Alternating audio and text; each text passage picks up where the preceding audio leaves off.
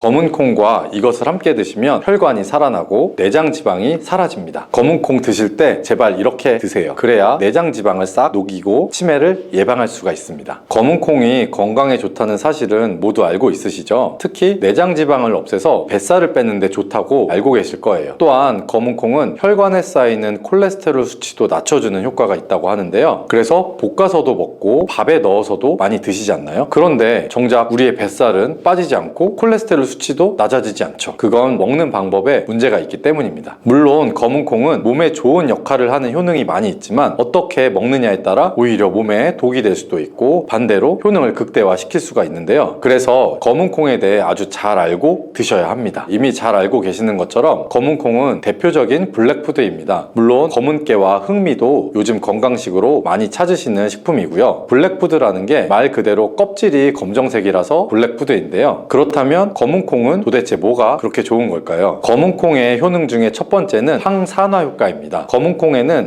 플라보노이드라는 강력한 항산화 성분이 풍부하게 들어있죠. 플라보노이드는 식물 세포에 존재하는 물질로 항산화 작용을 통해서 우리 몸의 산화 스트레스를 줄여주는 역할을 합니다. 산화 스트레스라는 게 뭐냐 하면 우리 몸의 세포가 손상되는 원인 중에 하나로 이것은 환경적인 요인, 염증, 그리고 우리 몸의 자연적인 대사 과정에서 발생하는 스트레스라고 생각하시면 됩니다. 이런 산화 스트레스로 인해서 활성산소라는 물질이 생겨 세포의 손상, 노화 및 다양한 질병의 발병을 촉진할 수가 있는 거죠. 근데 검은 콩에 들어있는 항산화제인 플라보노이드는 세포의 손상을 예방하며 우리 몸의 산화 스트레스를 줄여주게 됩니다. 이런 효과로 노화를 느리게 하고 심장질환이나 암, 알츠하이머 등과 같은 여러 가지 질병의 위험을 줄이는 데 도움이 되는데요. 그렇기 때문에 검은 콩은 플라보노이드 함량으로 인해서 우수한 항산화 식품으로 간주가 됩니다. 검은 콩의 효능 두 번째는 혈당 조절에 도움이 되는 건데요. 혈당이란 간단히 말하면 우리 몸에서 음식을 소화하면서 만들어지는 당을 말하죠. 이 당이 우리 몸에 에너지를 만드는데 꼭 필요한 역할을 합니다. 그런데 당이 너무 많아지면 몸에 나쁜 영향을 줄 수가 있죠. 그래서 우리 몸은 당을 잘 조절을 해야 합니다. 그렇다면 검은 콩이 어떻게 혈당을 조절할 수 있을까요? 바로 검은 콩 안에는 단백질과 식이섬유가 많이 들어있는데 단백질은 우리 몸을 튼튼하게 만드는 데 도움을 주고 식이섬유는 포만감을 느껴지게 해서 먹는 양을 줄일 수 있게 도와줍니다. 여기서 식이섬유의 역할이 중요한데요. 식이섬유는 당이 너무 빨리 몸에 흡수되는 것을 막아줍니다. 이렇게 되면 당이 천천히 몸에 흡수가 되면서 혈당이 급격하게 오르는 것을 막아줄 수가 있는 것이고요. 검은 콩의 효능 세 번째는 콜레스테롤 수치 조절입니다. 검은 콩은 콜레스테롤 수치를 낮추는 데 도움이 되는데요. 콜레스테롤은 우리 몸이 필요로 하는 지방 중에 하나이지만 이게 너무 많아지면 혈관을 막아서 심근경색이나 뇌혈관 질환을 일으키는 원인이 되죠. 근데 검은 콩에 들어있는 식이섬유는 우리 몸에서 콜레스테롤을 흡수하는 것을 줄여주는 역할을 합니다. 그 중에서 특히 검은 콩에 들어있는 용해성 식이섬유는 콜레스테롤과 결합하여 그것을 체외로 배출하는 데 도움을 주는데요. 그것 말고도 검은 콩에는 불포화 지방산이라는 건강한 지방도 풍부하게 들어있습니다. 불포화 지방산은 나쁜 콜레스테롤인 LDL 콜레스테롤을 줄이고 좋은 콜레스테롤인 HDL 콜레스테롤을 늘려주는 역할을 합니다. 이렇게 해서 심장 건강을 유지하는 데 도움을 주게 되는 것이죠. 검은 콩의 효능 네 번째는 눈 건강에 도움을 주는 겁니다. 검은 콩에는 눈 건강에 도움이 되는 여러 가지 영양소가 들어있는데요. 그 중에서도 루테인과 지아잔틴은 눈 건강에 특히 중요한 역할을 합니다. 루테인과 지아잔틴은 우리 눈의 황반 부분에 많이 있는 영양소인데 이 황반은 우리가 선명하게 볼 수 있게끔 해주는 아주 중요한 부분입니다. 루테인과 지아잔틴은 이 황반을 보호해주면서 밀도를 유지시켜서 눈의 노화를 막아주고 블루라이트와 같은 UV 파장의 빛으로부터 보호하는 역할을 하게 되죠. 특히 루테인과 지아잔틴은 황반 변성이라는 눈 질환을 예방하는 데 도움을 주는데요. 황반 변성은 우리가 나이를 먹으면서 발생할 수 있는 눈의 질환으로 증상이 만약 심해지게 되면 시력을 잃게 만드는 주요 원인 중에 하나입니다. 검은 콩의 효능 다섯 번째는 뼈를 튼튼하게 해주는 건데요. 검은 콩은 뼈 건강에 도움이 되는 여러 가지 영양소를 함유하고 있습니다. 그 중에서도 칼슘과 마그네슘이 뼈 건강에 특히 중요한 역할을 하는데요. 먼저 칼슘은 우리 뼈와 이를 지탱하는 치아를 만드는 주요 성분이죠. 또 우리 몸의 다른 중요한 기능들, 예를 들면 심장박동이나 신경 전달에도 필요한 물질이고요. 이러한 중요한 칼슘이 검은 콩에 아주 풍부하게 들어있어서 꾸준히 섭취하면 뼈를 튼튼하게 해주는데 탁월한 식품이라고 할 수 있습니다. 그리고 마그네슘도 뼈 건강에 중요한 역할을 하는 미네랄인데요. 마그네슘은 칼슘이 우리 뼈에 제대로 흡수되는 것을 도와주게 됩니다. 또 마그네슘은 뼈의 구조를 유지하는 데 필요하고 뼈를 강하게 만드는 데도 도움을 줍니다. 검은 콩의 효능 여섯 번째는 피부 노화를 막아주는 효능입니다. 검은 콩에 들어있는 비타민 E, 아미노산, 그리고 항산화 성분 성분이 피부 건강에 특히 중요한 역할을 하는데요. 먼저 비타민 E는 피부를 보호하는 데 중요한 역할을 합니다. 비타민 E가 피부에 수분을 유지하는 데 도움을 주는데요. 추가로 비타민 E는 피부 재생을 지원하고 피부 표면의 건강을 유지하는 데 필요한 지방산을 보호하는 역할까지 합니다. 이것뿐만이 아니라 검은콩에 들어있는 아미노산은 우리 몸의 단백질을 만드는 데 필요한 성분이죠. 이것이 왜 피부에 좋냐 하면 우리의 피부는 대부분 콜라겐이라는 단백질로 이루어져 있는데 바로 이 콜라겐은 피부 탄력을 유지해 주는데 좋아서 항상 탱탱한 피부로 보이게 되는 거죠. 또 검은콩에는 아미노산이 풍부하게 들어있는데요. 아미노산도 콜라겐 생성에 도움을 줍니다. 검은콩의 효능 7번째는 치매를 예방하는 효능이 있다는 겁니다. 검은콩에는 오메가3 지방산이라는 불포화 지방산이 들어있는데요. 이 오메가3는 우리 몸이 스스로 생성하지 못하기 때문에 식품을 통해서 섭취해야 하는 필수 지방산입니다. 근데 오메가3 지방산이 뇌 건강에 매우 중요한 영향이 있다는 게 중요한 포인트죠. 뇌는 약 60%가 지방으로 이루어져 있고 그 중에 대부분이 오메가3 지방산인 DHA로 구성이 되어 있습니다. 바로 이 오메가3가 뇌 세포의 막을 구성하면서 신경전달 물질의 생성과 기능에 관여하며 학습 능력과 기억력을 향상시키는 데 도움을 줍니다. 또 오메가3는 뇌의 염증을 줄이고 뇌 세포를 보호하는 역할도 하죠. 이것이 뇌의 노화를 지연시키고 뇌 질환을 예방하는 데 도움을 주는 겁니다. 결국 오메가3 지방산은 치매 같은 뇌 질환의 위험을 감소시키는 데 효과적이라고 할 수가 있습니다. 검은콩의 효능 8번째는 탈모 예방입니다. 검은콩에는 모발에 영양분을 주는 비타민 B가 풍부하고 모발 성장의 필수 성분인 시스테인이 가득한데요. 이 성분들이 혈액 순환에도 도움을 줘서 탈모도 예방이 되고 새치가 생기는 것도 막아주는 모발 건강에 정말 필요한 성분이라고 할 수가 있습니다. 정말 검은콩의 효능이 어마어마하지 않나요? 그러니까 나이가 들수록 꼭 드셔야 하는 음식이라고 생각이 드시죠? 근데 이런 어마어마하게 좋은 몸에 좋은 검은콩도 드실 때 주의해야 할 점이 있는데요. 아무리 좋다고 해도 과다 섭취는 안 되는 거 아시죠? 검은콩에는 피틴산이라는 성분이 들어있는데 이는 식물이 생장하는 과정에서 필요한 미네랄을 저장하는 역할을 합니다. 하지만 이 성분이 과도하게 섭취가 되면 우리 몸에서 필요한 미네랄인 칼슘이나 철분 등의 흡수를 방해할 수가 있습니다. 또 검은콩은 단백질과 식이섬유가 풍부해서 잘 익히지 않고 먹으면 소화가 잘 되지 않을 수가 있습니다. 요리하기 전에 충분히 물에 불리고 완전히 익혀 드시면 되는데요. 하루 섭취 권장량은 50g 정도로 종이컵 1컵 정도 양이면 충분하다고 할 수 있습니다. 밥할 때 특히 서리태 같은 검은콩 많이 넣으시잖아요. 오늘부터는 충분히 물에 불리고 무조건 많이 넣는다고 좋은 건 아니니 적당량을 잘 넣어서 드시면 좋겠습니다. 근데 검은콩 드실 때 다른 음식들과 같이 먹게 되는데요. 밥 지을 때 넣거나 다른 음식과 같이 먹기도 하는데 같이 먹으면 독이 될 수 있는 음식이 있다는 거 아실까요? 검은콩과 함께 먹으면 독이 되는 음식 첫 번째는 우유입니다. 유명한 검은콩 두유, 우유도 있는데 무슨 소리를 하는 거지? 하는 분들도 계실 텐데요. 어떤 분들은 우유에 콩을 넣어서 이런 식으로 갈아서 드시는 분들이 있죠. 이게 오히려 몸에 안 좋은 영향을 미칠 수도 있습니다. 왜냐하면 검은콩과 우유를 동시에 섭취하면 피틴산과 칼슘 사이에 상호작용이 발생할 수가 있는데요. 검은콩에는 피틴산이라는 성분이 있는데 이 피틴산은 식물 성장하는 과정에서 필요한 미네랄을 저장을 하는 역할을 합니다. 이 성분이 우리 몸에 필요한 칼슘과 철분 등의 흡수를 방해할 수가 있는 거죠. 반대로 우유는 칼슘의 주요한 공급원이고 우리 몸에서는 칼슘이 뼈와 이를 구성하며 신경, 근육 기능, 혈액 응고 등에 꼭 필요한 역할을 하게 되죠. 근데 피틴산이 풍부한 검은콩과 칼슘이 풍부한 우유를 같이 먹게 되면 피틴산이 칼슘 흡수를 방해하기 때문에 우유의 영양소가 제대로 흡수되지가 않을 수가 있습니다. 같이 드시면 절대 안 되거나 나쁜 큰 영향을 미친다는 것이 아니라 각각의 영양소의 섭취 목적으로는 따로 먹는 걸 추천해 드리는 겁니다. 오해하시면 안 되고요. 검은콩과 함께 먹으면 안 되는 음식 두 번째는 토마토입니다. 왜냐하면 토마토가 콩의 단백질 흡수를 방해하고 소화를 어렵게 만들 수 있는 산성이기 때문인데요. 토마토의 산성 성분이 단백질의 흡수를 방해하면 콩에 충분히 들어있는 단백질이 몸에 흡수가 안 되기 때문에 콩의 영양 가치가 아무런 의미가 없게 되는 상황이 올 수가 있습니다. 또 토마토의 산성 성분은 이미 단백질이 풍부하고 소화하기 어려운 콩을 더욱 소화하기 어렵게 만들 수가 있습니다. 그렇지 않아도 나이가 들면 신진대사가 활발하지 않아서 소화가 안 되는데 소화불량을 일부러 더 만들 필요는 없겠죠. 검은콩과 함께 먹으면 안 되는 음식 세 번째는 달걀입니다. 달걀에는 비타민 A가 풍부하게 들어있는데요. 비타민 A는 우리 몸의 면역 시스템을 강화시키고 시력을 유지하는 데도 필요하고 세포의 성장과 분열에도 중요한 역할을 하게 됩니다. 그리고 검은콩에는 트립신이라는 아미노산이 들어있는데요. 트립신은 우리 몸이 단백질을 만드는 데 필요한 중요한 구성 요소가 되고 신경 전달 물질인 세로토닌과 멜라토닌의 생산에도 필요한 아미노산입니다. 그런데 달걀의 비타민 A와 검은콩의 트립신이 함께 섭취되면 어떻게 될까요? 둘 사이에 화학적 상호작용이 발생해서 소화 과정에 영향을 미칠 수가 있는데요. 이 상호작용은 단백질의 소화를 방해하거나 또 비타민 A의 흡수를 저해하게 될 수가 있는 겁니다. 또 트립신은 소화 효소의 활동을 저해하는 특성이 있습니다. 따라서 트립신이 풍부한 검은콩과 비타민 A가 풍부한 달걀을 섭취하면 좋은 영양소를 흡수하지 못하는 결과를 가져올 수가 있습니다. 앞으로는 무심코 검은콩과 같이 먹을 때 독이 되는 음식은 같이 안 드셨으면 좋겠습니다. 그렇다면 같이 먹을 때 궁합이 정말 잘 맞는 음식도 있겠죠? 정말 찰떡궁합인 음식들도 있습니다. 검은콩과 궁합이 정말 잘 맞는 음식 첫 번째는 흰 쌀밥입니다. 이미 다들 밥에 검은콩 넣어서 드셔보시잖아요. 밥하고 검은콩은 그만큼 궁합이 잘 맞는다고 이미 알고 계신 거죠. 검은콩에 들어있는 식이섬유는 소화 과정에서 천천히 분해가 되고 흡수가 돼서 긴 시간 동안 포만감을 유지시키는 데 도움이 되는데요. 밥과 함께 섭취하면 이런 효과가 더욱 증가를 하게 돼서 다이어트에도 효과적이라고 할 수가 있습니다. 또 검은콩에는 저항성 전분이라는 성분이 들어있는데 이 성분이 혈당 수치의 급격한 상승을 막아주는 역할을 합니다. 흰 쌀밥에는 탄수화물이 많아서 혈당 수치가 급격히 상승할 수 있지만 검은콩과 함께 섭취하면 당 수치를 완화시키는데 도움이 되는 것이고요. 이처럼 검은콩과 흰 쌀밥을 같이 먹으면 충분한 영양소 섭취, 포만감, 혈당 조절 이렇게 일석삼조의 효과를 누릴 수 있으니 정말 찰떡궁합인 것입니다. 검은콩과 궁합이 정말 잘 맞는 음식 두 번째는 당근입니다. 당근에는 비타민, 미네랄, 식이섬유 등 다양한 영양소를 함유하고 있죠. 특히 루테인이 풍부한 당근은 강력한 항산화 효과와 눈 건강을 유지하는 데 아주 좋은 재료인데요. 검은콩과 루테인이 풍부한 당근을 함께 섭취하면 콩의 단백질이 당근의 영양소 흡수를 돕는 동시에 당근의 루테인이 콩의 영양소 흡수를 돕습니다. 서로 소화가 잘 되고 영양소 흡수가 잘 되게 도와주는 음식이 되는 거고요. 당근 말고도 시금치와 같은 채소도 비슷한 역할을 하니까 식사하실 때 당근이 들어간 음식이나 시금치나물 같은 음식들과 같이 드시면 효과가 정말 좋을 거라고 생각합니다. 검은콩과 궁합이 정말 잘 맞는 음식 세 번째는 닭고기입니다. 검은콩은 식물성 단백질의 좋은 원천이라고 잘 알고 계실 거예요. 근데 이 식물성 단백질은 동물성 단백질에 비해서 필수 아미노산의 비율이 적은데요. 필수 아미노산은 우리 몸이 스스로 생산할 수 없는 아미노산으로 반드시 음식을 통해 섭취해야 하는 성분입니다. 닭고기는 동물성 단백질의 좋은 원천이고 모든 필수 아미노산을 골고루 함유하고 있습니다. 따라서 검은콩과 닭고기를 함께 섭취하면 두 가지 종류의 단백질이 서로를 보완하게 되는데요. 이렇게 함께 섭취하면 검은콩에서는 얻을 수 없는 필수 아미노산을 닭고기에서 보충할 수가 있습니다. 반대로 동물성 단백질만을 섭취할 때보다 식물성 단백질의 섭취 비율을 늘려주는 것은 심혈관 건강에도 정말 좋은 효과를 볼 수가 있습니다.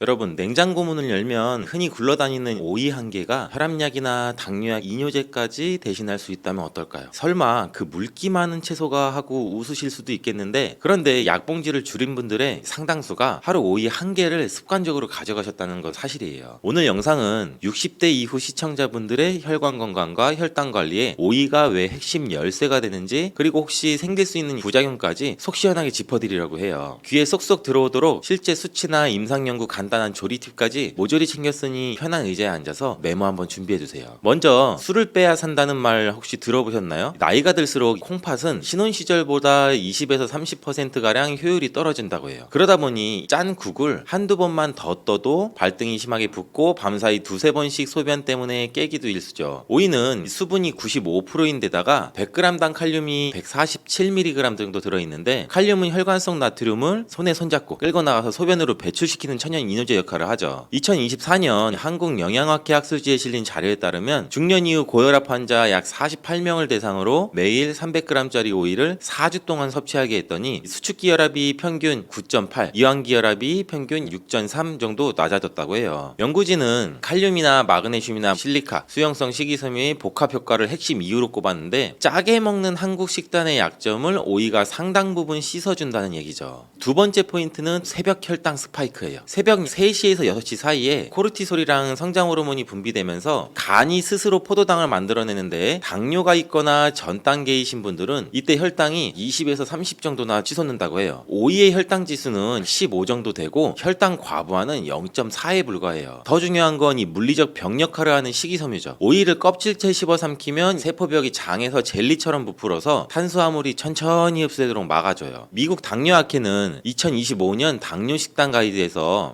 공복 혈당 조절이 어려운 고령 환자에게 수용성 식이섬유가 풍부한 오이를 아침 메뉴에 포함하라 이렇게 권고를 했어요. 실제 임상에서도 하루 약 300g의 오이를 한 달 정도 먹인 그룹은 공복 혈당이 13, 당화혈 색소가 0.3포인트나 감소했다고 해요. 그렇다면 언제 어떻게 먹어야 효과를 극대화할까요? 가장 반응이 좋았던 방법을 시간 순서대로 한번 정리해 드릴게요. 아침 7시 전후 일어나자마자 미지근한 물 한 컵으로 입과 식도를 적신 뒤 오이를 반으로 잘라서 길쭉한 스틱 형태로 썰죠. 그 다음 무가당 100% 땅콩버터 한 큰술을 접시에 덜어서 찍어 드셔보세요. 땅콩버터는 불포화 지방과 단백질이 풍부해서 오이 속 탄수화물과 만나서 혈당 상승폭을 절반 이하로 줄여주죠. 2019년 미국 영양학회지 논문에서는 탄수화물이 50g 식사에 땅콩버터 32g을 곁들이면 식후 2시간 혈당 곡선이 21% 완만해진다는 결과가 실려 있어요. 단 당류가 0으로 표시된 제품이어야 한다는 점은 반드시 확인해 주시고요. 30분에서 40분 후 본격적인 식사를 하실 차례죠. 여기서 오이랑 삶은 달걀 조합이 빛을 발하죠. 오이에 상대적으로 부족한 메티오닌이나 라이신 같은 필수 아미노산을 달걀이 채워주고, 달걀이 레시틴은 콜레스테롤 대사를 돕죠. 달걀 노른자에 있는 콜레스테롤이 걱정되시는 분들은 흰자 2개만 드셔도 단백질 약 7g에서 8g 정도는 확보할 수가 있어요. 밥은 평소 절반, 삶은 잡곡 반 공기 정도를 곁들이면 오전 내내 포만감이 유지가 되겠죠. 이게 바로 두 번째 식사효과, 아침 식단이 점심 혈당까지 다스린다를 노린 전략이에요. 점심 전후에는 수분 섭취가 중요하죠. 시판 음료 대신 오이 한 3조각에서 4조각을 넣은 물병을 준비해주세요. 오이 껍질에서 녹아나온 엽록소와 미네랄이 수분 흡수를 빠르게 하죠. 갈증이 크게 줄어드는 것을 체감할 수 있어요. 오후 3시에서 4시는 달달한 간식이 땡기는 시간에는 오이랑 사과, 안성맞춤이죠. 사과의 수용성 섬유 팩틴이 오이의 비타민 K와 만나서 혈관 내벽을 코팅해주는 효과가 있고, 2024년 런던 킹스 칼리지 연구팀은 오이 사과를 1:1 비율로 섭취한 군이 단일 섭취군보다 LDL 11% 더 낮아졌다고 발표했는데, 팩틴이 담즙산하고 결합해서 콜레스테롤 재흡수를 억제한 덕분으로 분석을 했죠. 사과를 껍질째 하당분해서 오이 스틱과 함께 씹으면 치아 운동까지 돼서 또 잇몸 건강에도 좋겠죠. 저녁 메뉴를 고민하신다면 오이 냉국 또는 오이 토마토 볶음을 추천드리죠. 냉국은 찬물 500ml에 오이 반개, 현미식초 한 큰술, 소금 아주 소량이면 끝이죠. 식초 속의 아세트산은 인슐린 감수성을 높이지만 위험이 있는 분들은 농도를 반으로 줄이거나 식후에 드시는 게 좋겠죠. 반대로 계절이 쌀쌀할 땐 토마토 한 개, 올리브유 한 티스푼에 살짝 볶다가 오이채를 넣고 1, 2분 정도 더 볶으면 라이코펜 흡수율이 4배 이상 높아진다고 해요. 토마토랑 오이를 함께 드신 실험군은 체내 산화 스트레스 지표가 14%나 감소했어요. 자, 이제 주의해야 될 상극 음식을 정리해 볼게요. 당근의 아스코르비나아제가 오이 속 비타민 C를 분해해요. 꼭 같이 드셔야 된다면 당근을 60도 이하에서 5분만 데치고 드세요. 효소는 열이나 산성에 약하기 때문에 레몬즙을 한두 방울 뿌리는 것도 방법이 될 수가 있겠죠. 그리고 바나나, 두 식품 모두 칼륨 폭탄이죠. 콩팥 기능이 정상이더라도 한 끼에 칼륨 800mg 이상이면 피로감이나 근육경련, 부정맥 위험도 올라갈 수가 있겠죠. 바나나를 드시려면 오이와 한 2-3시간 정도 간격을 벌리고 드시는 게 좋고, 세 번째, 짭짤한 오이 피클 장아찌. 오이를 절이면서 첨가하는 나트륨이 100g당 1g을 훌쩍 넘을 수가 있죠. 소금에 절이는 순간 칼륨의 이점은 반감된다고 생각하시는 게 좋고, 대한고혈압학회 영양 지침이에요. 만약 피클을 꼭 담그고 싶다면 소금 절임 대신 3% 소금물에 24시간 저온 발효하거나 소금을 절반으로 줄이고 허브나 식초로 간을 맞추는 것이 좋겠죠. 네 번째, 위 12지장 궤양 역류성 식도염이 있으신 분들은 나로이는 찬기운이 강하고 섬유질이 거칠어서 속쓰림 트름을 유발할 수가 있어요. 얇게 썰어서 약불에서 약 1, 2분 정도 살짝 굽거나 뜨거운 국에 살짝 데쳐 드시면 부담이 정말 줄어들어요. 다섯 번째, 고칼륨혈증 위험약을 복용 중이신 분, 그리고 이뇨제를 드신다면 하루 오이 섭취량을 100에서 150g 이하로 조절하고 한 달에 한 번은 혈청 칼륨 검사를 한번 받아보시는 것도 좋아요. 오이를 드실 때 반드시 껍질까지 드시라고는 말씀드리죠. 껍질에는 어느 채소보다 엽록소나 플라보로이드, 실리카가 많이 들어있죠. 단 잔류 녹약이 걱정되신다면 흐르는 찬물에 약 30초, 그 다음 굵은 소금 한 꼬집을 겉을 살짝 문질러 보세요. 서울대 식품안전연구소 시험 결과 이 방법만으로도 농약이 약 85% 이상이 제거됐다고 해요. 베이킹소다에 5분 담그면 더 좋지 않나요? 하고 물으시는데 실험에서는 큰 차이가 없었어요. 흐르는 물이랑 물리적 마찰이 가장 경제적이고 효과적이라는 거죠. 그래도 나는 속이 냉해서 오이만 먹으면 배탈이 난다 하시는 분들을 위해 한 가지 비밀 레시피를 드릴게요. 오이 반개와 껍질째 썬 생강 3조각, 따뜻한 보리차 200ml를 믹서에 20초간 갈아보세요. 생강의 진저롤이 위를 따뜻하게 보호하고 오이 특유의 찬성질을 중화해줘요. 달달함이 필요하다면 스테비아 분말을 작은 티스푼으로 약 4분의 1 정도만 넣으시면 또 혈당 부담도 많이는 없겠죠. 오이 섭취의 적정량을 알려드리면 하루 오이 중간 크기 1개가 기본, 더 더운 날이나 부종이 심한 날에는 1개 반까지, 위장이나 콩팥이나 콩팥이 약할 때는 한 반 개 정도 줄이시면 되고, 체중 관리 목적이라면 두 끼를 오이 중심 식단으로 취한해도 칼로리는 하루 100에서 150kcal 밖에 늘지 않는데, 포만감 덕분에 자연스럽게 총 열량이 떨어지는 효과를 얻을 수가 있어요. 실제로 2025년 유럽 비만학회 발표에 따르면 저녁 간식을 오이 스틱 150g으로 대체한 60에서 75세 여성 112명은 12주 만에 평균 3.6%를 감량을 했다고 해요. 다시 한번 말씀드리면 오이는 칼륨이나 수분, 식이섬유 덕분에 혈압이나 부종을 낮추고 나트륨을 배출하는 데 도움을 주죠. 그리고 혈당 지수가 15로 새벽과 식후 혈당 스파이크를 완화할 수가 있고, 피세틴, 쿠커비타신, 실리카가 혈관벽과 뇌세포를 보호하죠. 오이는 한 개의 칼로리가 45kcal로 칼로리가 적은 반면, 비타민 K는 하루 권장 섭취량의 62%, 비타민 C는 14%를 섭취하도록 도와줄 수가 있죠. 오이와 땅콩 버터, 달걀, 사과, 토마토, 식초와는 궁합이 좋고, 당근, 바나나, 짠, 피클은 위험과는 상극이므로 조절이 필요하죠. 이제 냉장고 속 오이를 바라보시는 눈이 달라지셨나요? 아침에 오이 스틱, 오후 사과 오이 샐러드, 저녁엔 토마토 볶음 중 하나라도 바로 실천해보세요. 다음 건강검진에서 혈압계, 혈당계 숫자가 바뀌어 있을 거예요.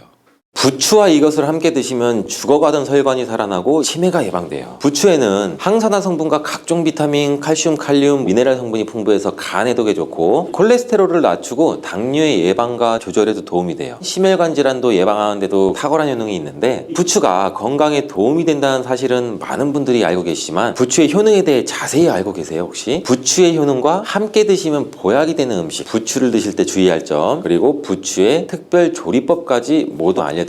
같이 드시면 좋은 음식 첫 번째는 두부예요. 두부는 기본적으로 단백질이 풍부해서 리놀렌산이나 레시틴, 피토스테롤 등의 성분이 풍부해서 몸 안의 콜레스테롤 수치를 낮춰주고, 혈액순환도 원활하게 해서 동맥경화나 심근경색, 뇌출혈 등의 심혈관 질환도 예방할 수가 있어요. 그리고 두부는 체력과 근력을 유지하는 데도 큰 도움을 주는데, 바로 두부에 풍부한 단백질 때문이죠. 근육은 매일 일정량이 새로운 근육으로 대체되기 때문에 매일 단백질을 공급해줘야 되는데, 우리 몸에 단백질을 공급 위해서 정말 유용한 음식이 두부죠. 또한 두부에는 콜린이라는 성분도 풍부해요. 콜린은 알츠하이머성 치매를 예방하는 데도 탁월한 효능을 발휘하는데, 그리고 두부는 또 건강하게 장수하는 데도 도움을 줄 수 있죠. 많은 과학자들의 연구 결과 건강하게 장수한 사람들의 특징이 식물성 단백질을 꾸준히 섭취했다는 사실을 발견했고, 동물성 단백질을 식물성 단백질로 바꿔 섭취했을 때 사망의 위험성도 낮아진다는 연구 결과도 있어요. 이러한 두부가 부추와 만나게 되면 심혈관 질환을 예방하는 데 시너지 효과가 나오게 돼요. 부추에 풍부한 황화 아릴 성분이 혈관 내의 노폐물을 제거해주고 나쁜 콜레스테롤도 녹여주는 효과가 있는데, 그렇게 되면 혈액은 깨끗해지고 혈액순환이 원활하게 돼서 심혈관 질환도 예방할 수가 있겠죠. 그리고 부추에는 칼륨이 풍부한데, 칼륨은 혈관 내에 나트륨을 배출해주는 작용도 해요. 나트륨의 농도가 높아지면 고혈압이 발생하고, 증세가 심해지면 치매까지 유발할 수가 있는데, 부추의 칼륨이 나트륨을 배출해줘서 혈관의 문제를 미리미리 예방해서 고혈압뿐 아니라 혈관성 치매까지 예방하는 효과를 누릴 수가 있죠. 문제는 부추를 먹어 이렇게 혈액순환이 좋아진다 해도 혈관 내에 호모시스테인이라는 성분은 부추를 드시는 것으로는 해결이 안 돼요. 호모시스테인은 몸에서 메티오닌이 대사되는 과정에서 생성되는 아미노산분이에요. 호모시스테인이 혈관에 쌓이게 되면 혈관을 손상시키고 혈액 응고를 촉진하고 심혈관 질환이 급증할 수가 있죠. 근데 이때 두부를 함께 드시게 되면 혈관 내 호모시스테인을 제거하는 데 놀라운 효과를 볼 수 있는데, 바로 두부에 풍부한 엽산이 호모시스테인을 몸 밖으로 배출시키는 데 탁월하기 때문이에요. 이 엽산이 호모시스테인을 다시 메티오닌으로 전환시켜서 독성을 완화시킬 수가 있어요. 앞에 말씀드렸다시피 두부에 단백질이 풍부하다는 사실은 알고 계실 거예요. 근데 단백질의 양이 고기보다 훨씬 많다는 사실은 모르셨죠? 나이가 들수록 고기 소화가 잘 안 돼서 안 드시게 되는 분들이 은근히 많이 계세요. 그리고 우리나라 성인들의 단백질 섭취량이 부족하다는 통계 자료도 있는데, 두부를 드시게 되면 부족한 단백질을 충분히 보충해줘서 근육을 튼튼하게 하는데 도움이 되고, 이는 관절염과 통증도 예방하는 데도 도움을 줄 수가 있겠죠. 그리고 두부에는 이소플라본이라는 성분이 많이 들어있는데, 이 이소플라본은 칼슘의 흡수를 도와주고 뼈에서 칼슘이 빠져나가는 증상까지 막아주는 효능도 있어요. 이런 효능으로 노년기 골다공증을 예방하는데 큰 역할을 해줄 수가 있죠. 다만 이런 두부는 찬 성질을 가지고 있어서 몸이 찬 분들이 드시면 소화가 잘 안 될 수가 있어요. 부추와 함께 드시면 이런 문제를 해결할 수가 있는데, 부추는 따뜻한 성질을 가지고 있기 때문에 두부의 찬 성질을 중화시켜 줄 수가 있겠죠. 그럼 두부와 부추를 함께 드시는 방법을 알려드릴게요. 먼저 두부를 면포에 담아서 물기를 빼줘서 으깨주세요. 으깬 두부와 잘게 썬 부추에 계란 계란을 넣어서 반죽을 해주고 잘 달궈진 팬에 기름을 넣어주시는데 이때 기름은 오메가3가 풍부한 올리브유나 들기름을 사용해주시고 반죽을 넣고 잘 부쳐주면 두부 부추전이 완성되겠죠. 두 번째 부추와 함께 드시면 보약이 되는 음식은 사과예요. 부추를 사과와 함께 드시게 되면 사과에 풍부한 항산화 물질들이 혈관을 보호하고 유기산이 우리 몸의 신진대사를 촉진해줘서 우리 몸속에 생성되는 발암 물질들을 몸 밖으로 빠르게 배출시켜주죠. 부추의 효능 중 가장 중요한 것 중에 하나가 바로 항암 효과인데 부추에 있는 다양한 영양 성분과 식이섬유, 항산화 물질들 덕분이에요. 부추는 비타민 A, 비타민 C와 같은 항산화 물질이 풍부한데 이 항산화 물질들은 세포를 손상시키고 염증을 유발하고 노화를 촉진하는 활성산소를 제거해주는 역할도 해주고 암세포의 활성 억제하는 효능도 있어요. 특히 비타민 A는 면역 체계를 강화시켜줘서 우리 몸이 암세포와 싸워서 이길 수 있는 힘을 높여주는 역할도 하는 거죠. 세포를 손상시키는 주범에는 프리라디칼 물질이 있는데 이 자유라디칼이 체내 농도가 높아지게 되면 암세포의 발생이 급격히 올라가게 돼요. 이런 나쁜 물질을 이 부추의 비타민 C와 E가 제거해줘서 암을 예방하는 데 효과가 있다는 거죠. 부추와 사과에는 수용성 식이섬유가 많이 들어있는데 이 식이섬유는 소화 기능을 건강하게 유지할 뿐 아니라 특히 대장암 같은 소화계통의 암을 예방하는 데 큰 도움을 줘요. 그리고 식이섬유가 풍부한 부추와 사과는 혈당 관리에 도움을 줘서 당뇨를 예방하고 개선하는 데 큰 역할을 하죠. 식이섬유는 혈관 내에 콜레스테롤을 배출하는 데 도움을 주고 당 성분이 장에서 천천히 흡수되도록 해줘서 혈당이 급격하게 오르는 것을 방지해줘요. 이렇게 되면 췌장에서 인슐린이 분비하는 데 충분한 시간을 벌어줘서 췌장이 혹사되는 것도 예방이 될 수 있죠. 그럼 부추와 사과는 어떻게 드시면 좋을까요? 먼저 각종 채소로 샐러드를 만들어 드실 때 부추와 사과를 채를 썰어 넣어 함께 드셔도 정말 맛있게 드실 수가 있는데 그리고 부추와 사과를 함께 갈아서 주스로 만들어 드셔도 돼요. 만드는 방법도 간단해요. 먼저 잘 씻은 부추를 적당한 크기로 잘라주시고 사과도 가운데 씨를 빼고 적당하게 잘라주죠. 믹서기에 넣고 물 1컵, 올리브 오일 1스푼 넣어주죠. 올리브 오일을 넣으면 부추의 영양 성분 흡수율을 몇 배나 올려줄 수 있어요. 이렇게 넣고 갈아주기만 하면 부추 사과 주스 완성이에요. 세 번째, 부추와 함께 드시면 보약이 되는 음식은 돼지고기죠. 부추의 강력한 생명력은 지친 간을 되살리는데도 그 효능이 뛰어나서 간에 쌓인 독소를 제거하는 데도 효과적인데 부추에 함유된 베타카로틴과 클로로필은 간세포를 보호하고 간의 재생을 촉진해주는 역할을 하죠. 그리고 부추에 함유된 사포닌 성분은 지방간을 예방하고 간의 부담을 덜어주는데 많은 도움을 줄 수가 있어요. 또한 황화알레리라는 성분이 풍부한데 이 성분은 간의 면역력을 강화해주고 간의 여러 질환을 예방해주는 효능이 있죠. 여러분 혹시 글루타치온이라는 영양제 들어보셨죠? 부추에는 체내에서 이 글루타치온을 합성할 때 필요한 황화합물이 풍부해서 간의 해독작용을 높여줄 수가 있어요. 이때 돼지고기를 부추와 함께 드시면 우리 몸에 보약이 되는데 부추의 알리신 성분이 돼지고기의 비타민 B1의 흡수율을 높여줘요. 또한 부추의 따뜻한 성질이 돼지고기의 찬 성질을 보완해주고 소화가 잘 되도록 도와주고 위장 건강에도 도움을 주죠. 그리고 영양학적으로 서로 보완이 돼서 균형 잡힌 식사가 될 뿐 아니라 혈액순환 개선, 면역력 강화, 피로해소, 에너지 증진, 항암 효과 등 더 효과적으로 얻을 수가 있겠죠. 그렇다면 부추와 돼지고기는 어떻게 드시면 될까요? 돼지고기 수육을 부추와 함께 쌈을 싸서 드셔도 좋은데 반찬으로 만들어 먹을 수 있는 방법을 알려드릴게요. 바로 돼지고기 부추볶음인데 먼저 이 부추를 적당한 크기로 잘라 준비해 주시고 돼지고기는 길쭉하고 얇게 썰어주죠. 잘 달궈진 팬에 올리브유를 한 바퀴 둘러주시고 부추와 돼지고기를 한 번에 넣고 볶아줘요. 이때 대파와 다진 마늘을 넣어주시고 간장으로 간을 해주면 돼요. 다 볶아진 후에 들기름을 살짝 곁들여 주시면 고소함이 폭발할 뿐 아니라 영양도 만점인 보약 반찬이 되죠. 참고로 돼지고기 대신 오리고기를 사용해도 훌륭한 요리가 되죠. 네 번째, 부추와 함께 드시면 보약이 되는 음식은 브로콜리예요. 브로콜리는 세계 10대 슈퍼푸드 중 하나로 선정된 만큼 건강에 좋은 채소인데 브로콜리에는 항산화 물질인 비타민 E, 베타카로틴, 비타민 C 등등 풍부하게 함유가 되어 있고 혈관 속의 활성산소를 제거해서 세포의 노화를 방지하는 효과도 있죠. 그리고 설포라판이라는 항암 성분도 풍부해서 암세포의 성장을 억제하고 암 예방에 효과적인 놀라운 식물이죠. 또한 비타민 A가 풍부해서 눈 건강에도 아주 좋은 효능을 발휘하는데 이 비타민 A는 부추에도 풍부해요. 함께 드실 때 시너지 효과를 누릴 수가 있겠죠. 비타민 A는 로놉신의 합성을 도와서 야맹증을 예방해주고 눈의 점막을 만들어내는 효능이 있어 안구건조증을 예방하고 눈시림 증상도 완화시켜줄 수 있어요. 비타민 C는 활성산소를 제거해서 안구세포를 보호해주고 눈의 혈관을 건강하게 유지시켜줘서 망막이 손상되는 것을 막아줘요. 이런 효능으로 눈이 충혈되는 것과 통증을 완화시킬 수가 있겠죠. 눈질환 중에 황반변성은 노인의 실명원이 1위로 매우 위험한 질병인데 부추와 브로콜리에 풍부하게 들어있는 비타민 E가 예방해줄 수가 있어요. 황반변성은 안구의 급격한 노화로 인해 발생되는데 비타민 E가 노화를 막아주는 효능이 있어요. 황반변성을 예방하는 데도 도움을 줄 수가 있죠. 이 비타민 E는 비타민 C, A와 함께 섭취할 때 우리 몸에서의 흡수율이 올라가는데 그렇기 때문에 부추와 브로콜리 브로콜리를 함께 드시면 눈을 건강하게 하는데 높은 시너지 효과를 가질 수가 있어요. 그렇다면 부추와 브로콜리는 과연 어떻게 드실 수 있을까요? 지금 바로 함께 먹는 특급 조리 방법 알려드릴게요. 잘 씻은 부추를 적당한 크기로 잘라 준비하고 브로콜리는 송이를 나눠 끓는 물에 부추와 함께 살짝 데쳐주죠. 데친 부추와 브로콜리는 찬물에 헹군 뒤 물기를 제거해주고 간장, 식초, 설탕, 다진 마늘, 참기름을 섞어서 양념장을 만들어줘서 부추와 브로콜리를 골고루 묻혀줘요. 마지막으로 통깨를 뿌려주면 맛있는 부추 브로콜리 무침 완성이죠. 이렇게 몸에 좋은 부추도 주의할 사항이 있어요. 돼지고기와 함께 드실 때는 좋지만 소고기와 함께는 드시지 않는 게 좋아요. 소고기는 부추와 비슷하게 따뜻한 성질을 가지고 있는데 부추와 함께 드시게 되면 이 뜨거운 성질이 강화돼서 위와 장 등의 소화기관에 강한 자극을 줄 수 있게 돼요. 소화불량을 일으킬 수 있고 복통이나 설사를 일으킬 수가 있어요. 너무 과하게 드시게 되면 그 열로 인해 두통과 불면증까지 오는 경우도 있습니다. 그리고 신장 기능이 약하신 분들도 부추를 드실 때 주의하시는 게 좋아요. 그 이유는 부추에 풍부한 칼륨 때문인데 칼륨이 몸속에 나트륨을 배출해두는 효능이 있지만 신장이 약하신 분들이 부추를 과하게 드시게 되면 많은 양의 칼륨이 몸에 들어오게 되고 약한 신장이 칼륨을 몸 밖으로 잘 배출해주지 못하게 돼요. 그렇게 되면 고칼륨 열증이 나타날 수가 있고 근육이 약화될 수가 있고 심장 박동이 불규칙해질 수 있고 심하면 호흡곤란도 초래하기도 하죠. 따라서 신장 질환이 있으신 분들은 몸 상태를 보시면서 소량씩 드시는 게 좋겠습니다.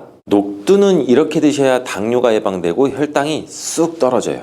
한의학에서는 약으로 사용할 정도로 약효가 뛰어난 식재료가 녹두예요. 우리 선조들은 이 약효를 잘 알고 일반 가정에서도 많이 사용했는데 이런 녹두가 만병의 근원인 고혈압과 당뇨에도 좋다는 사실 알고 계셔요? 그런데 이렇게 좋다는 녹두도 잘 알고 드셔야 돼요. 잘못 드시면 우리 몸에 독이 될 수도 있고 잘 드시면 보약이 될 수도 있어요. 녹두는 어떻게 또 무엇과 먹어야 되고 주의할 점은 무엇인지 모두 알려드릴게요. 녹두의 약간 거친 식감을 싫어하시는 분들이 껍질을 까고 녹두 속 알맹이만 드시는데 녹두의 놀라운 영양 성분들이 거기다 껍질에 있기 때문에 녹두 껍질은 반드시 함께 드셔야 돼요. 녹두에는 식이섬유가 풍부하고 소화를 돕는 효소가 많아서 소화가 잘 안 되시는 분들이 드시면 도움이 되는데 녹두에 풍부한 식이섬유가 장 운동을 활발하게 하고 소화를 돕는 효소가 우리 장에 유익균을 풍성하게 해줘서 장 건강을 개선해 줄 수가 있어요. 우리의 선조들은 기력이 많이 약해진 환자한테 녹두죽을 먹여서 몸의 기력을 회복시켜 주었는데 그만큼 몸이 약해진 환자들의 몸에도 흡수가 잘 될 만큼 녹두가 우리 몸에 좋다는 거죠. 놀랍게도 녹두에는 마그네슘, 칼슘과 같은 미네랄 성분도 풍부한데 이 풍부한 칼슘은 골다공증을 예방하고 뼈를 튼튼하게 하는 효과가 있어요. 칼슘이 뼈를 이루는 주성분인 건 잘 알고 계시잖아요. 마그네슘은 이런 필수 미네랄인 칼슘의 흡수를 도와주기 때문에 녹두가 뼈 건강에 놀라운 효능을 발휘할 수 있는 거예요. 근데 녹두는 성질이 차기 때문에 몸이 찬 분들은 주의해서 드시는 게 좋아요. 이 때문에 녹두의 껍질을 벗기고 드시는 분들이 있는데 하지만 마늘과 함께 드신다면 몸이 찬 분들도 조금 더 편안하게 녹두를 드실 수가 있겠죠. 마늘의 따뜻한 성질이 녹두의 찬 성질을 중화시켜주기 때문인데 이뿐 아니라 마늘은 대표적인 항암 식품인 거 아시죠? 마늘에는